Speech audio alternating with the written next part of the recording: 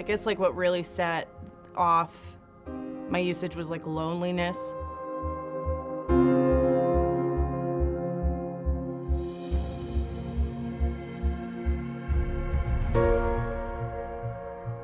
When I think about my life in active addiction, it was very much my whole purpose was finding ways and means to get more.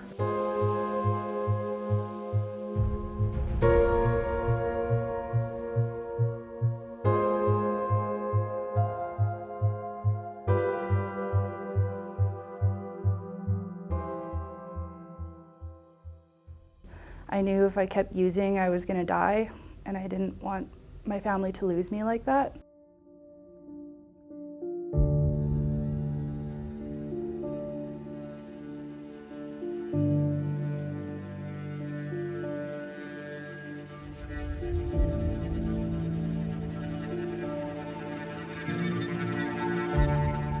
How old were you when you first tried drugs?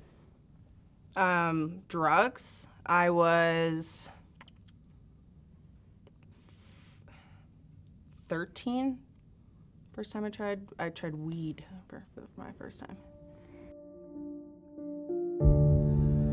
When I got into harder drugs, it was almost like it just kind of took everything away. It was really easy to not think about all the crap, all the trauma, all the, I mean, I guess like in the most politest sense, bullshit that comes from life. And it takes like all that away. I had many instances as a young kid, kind of 8 to 10 years old, of not feeling like I belonged. I think it was just feeling misunderstood, and it was like from a young age I started feeling depression and anxiety, and I started self-harming to deal with that. And I guess it gave me that release, but it didn't make me feel better. But I never really felt comfortable in my own skin. So alcohol and drugs allowed me to be something more, something different.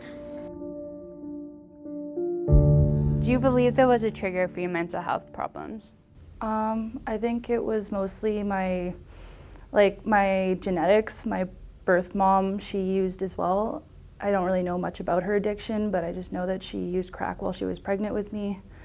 And then I kind of had a bad relationship with my adoptive mom, and that kind of triggered that as well.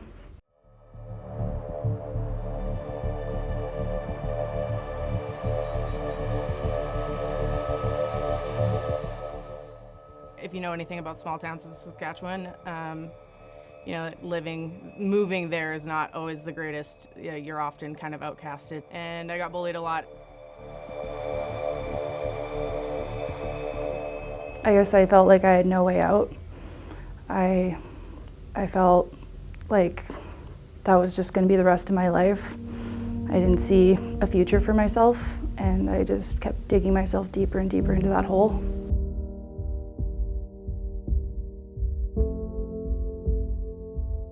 It just took 3 years clean for my drug of choice.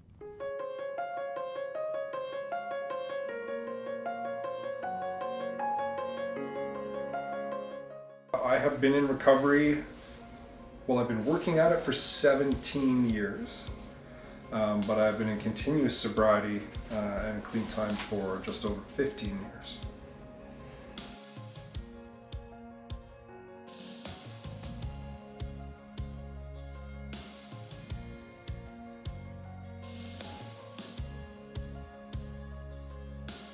"16 months. In 2 days, it'll be 500 days.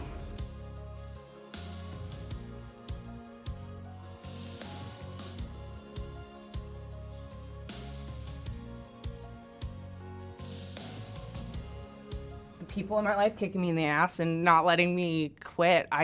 I'm blessed enough that I didn't have an option. It was recovery or nothing. I couldn't bear to lose the people in my life. Well, obviously my daughter at the end of the day is always that like beacon and has always been that thing.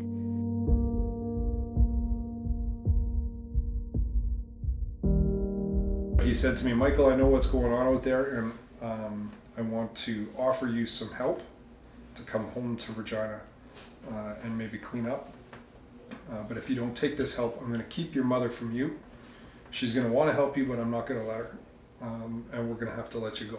Honestly, I think I just wanted better for myself, and I knew if I kept using, I was going to die, and I didn't want my family to lose me like that. And eventually I started doing it for myself.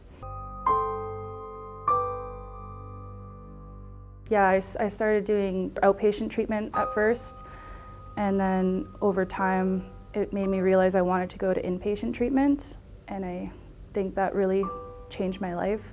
I met a counselor there that made me want to become an addictions counselor one day. Yes, in the beginning it was difficult because I didn't know what to expect, right? So I was lucky enough to have an uncle that was in recovery that shared some experiences about his journey with inpatient treatment, outpatient treatment, and told me that it was the Cadillac of recovery and that I should take this as an opportunity to go learn and grow. And I took that opportunity. Yeah, it was kind of scary asking for help. Like, I thought that people would look down on me, and I didn't want to be that kind of person, but if I didn't ask for help, I wouldn't be here today. I had a really negative experiences with my physicians in the sense that I never really felt heard. When I really think about that care, I don't really feel like that was never clear to me what was going on. I never had somebody just go, hey, Alicia, like, you have bipolar disorder, so we're gonna treat you for bipolar disorder. Like, whenever I said, like, these meds aren't working is a great example, or hey, I really wanna kill myself. I have to watch my mom sitting there and cry because she's scared to take me home because she thinks I'm gonna kill myself. And you just feel like you're not worth it. Like, am I not, how many times do I have to tell you I wanna die for you to get the point? And I've had doctors straight up look at me and my mom when I was admitted and say that, like, if you don't get this kid the proper help that she deserves, she will die.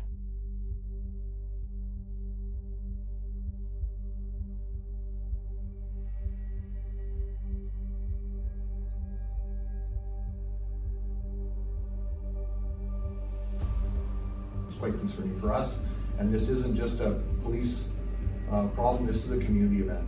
It's been talked about that this is an epidemic, and I would agree.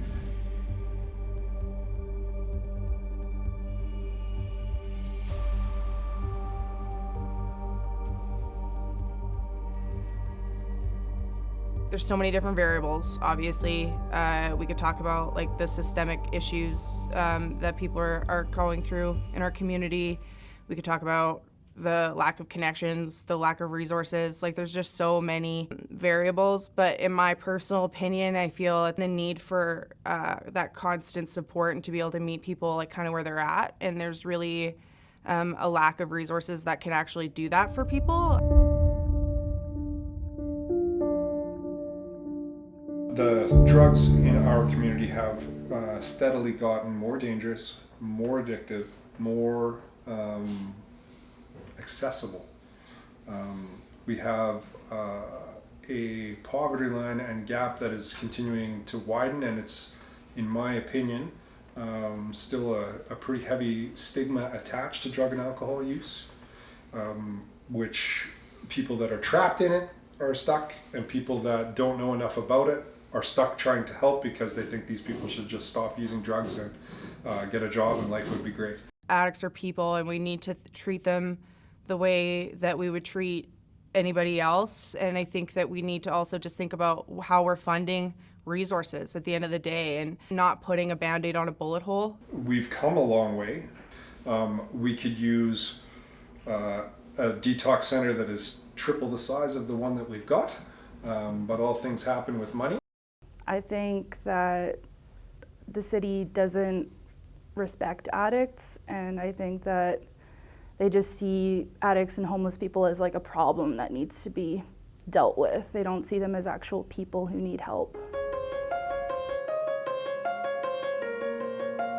A 100%, yes. I think that if we really sit down and look at what science is telling us and maybe actually utilize some of it, like, there's a lot of things that have been proven to help, that have been proven to work, and we just need to be sinking our resources into those things. Absolutely.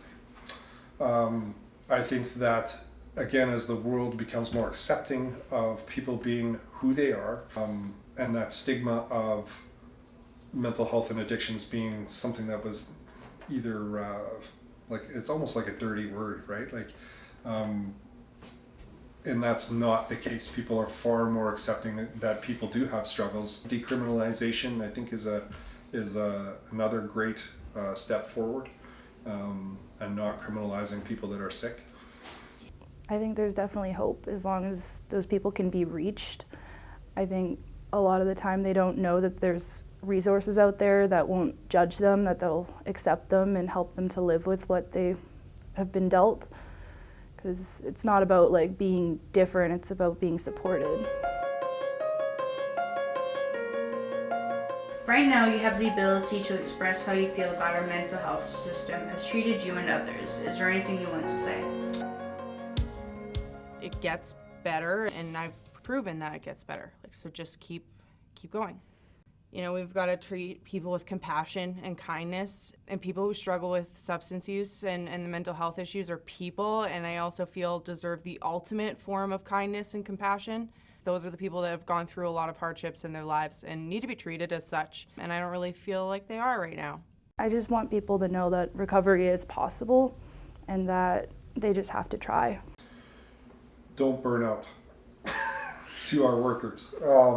If you need time, healthy people make healthy people. And to be that patient, kind, understanding person that a person struggling with addictions and mental health needs. So making sure that we've got support for those frontline workers. If I was to say anything to the folks that are doing this job out there, keep doing what you're doing. I see you. And that's all I've got. Thank you so much. You're welcome.